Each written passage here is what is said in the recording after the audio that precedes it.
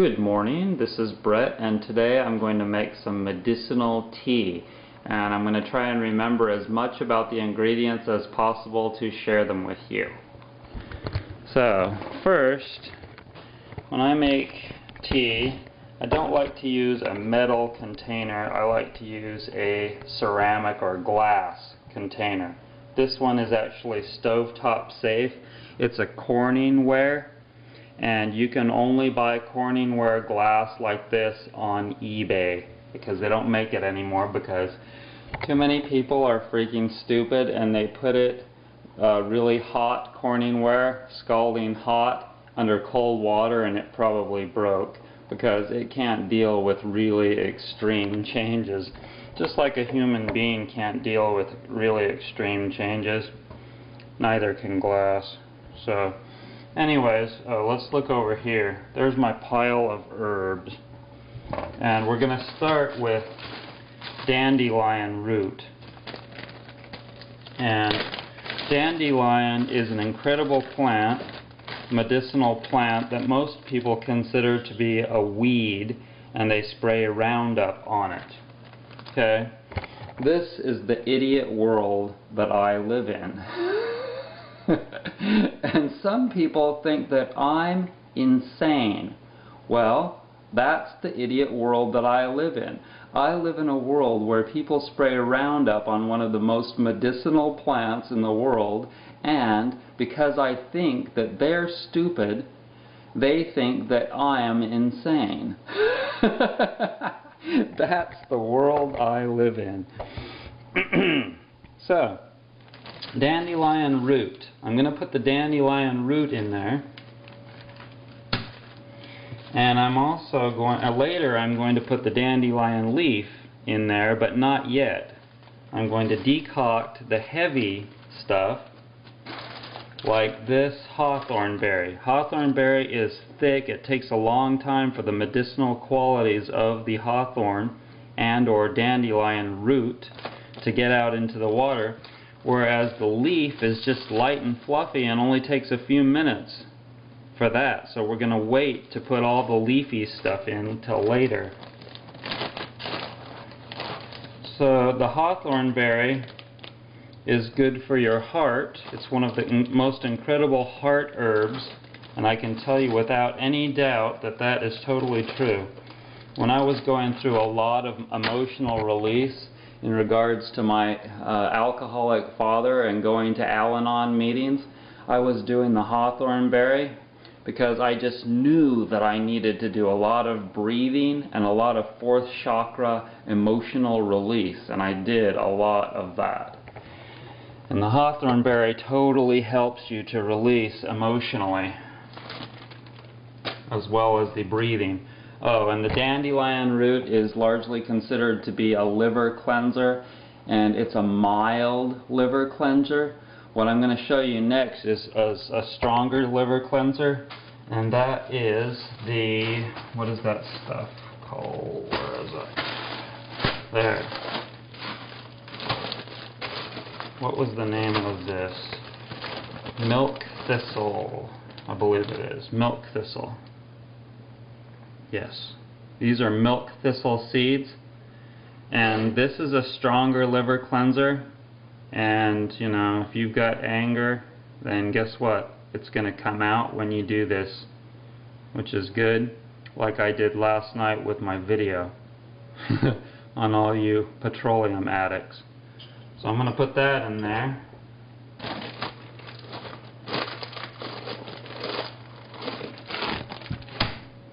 And okay, so this is Horsetail, and Horsetail has silica in it, and that helps you in some way to retain calcium. I'm not an herbal expert. Herbal experts know the details more. One thing that might be beneficial for a person to go into if they are needing a new occupation is herbalism. Will it ever make you very much money? Probably not. But is it hugely beneficial for humanity? Absolutely. So there's a perfect example of how doing something really righteous doesn't make you very much money.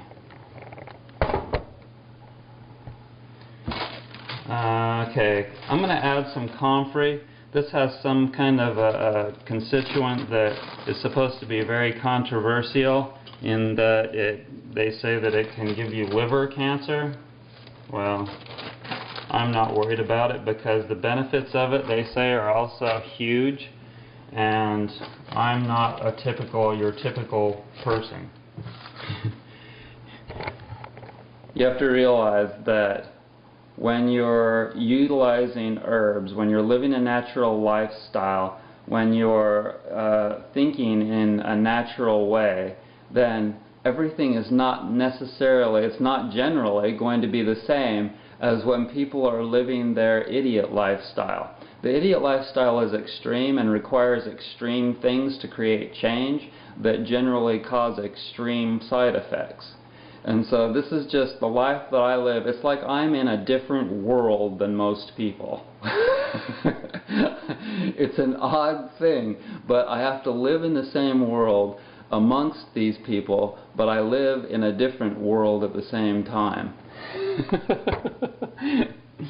Such an oddity. Okay, so let's see. I'm not going to put the white willow. Okay, these are spilanthes, and the spilanthes are really a stimulating herb.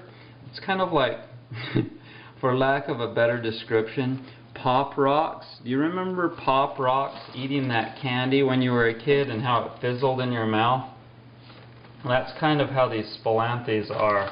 They're very stimulating, like cayenne. People will use cayenne to add to their herbal mixtures because it's very stimulating.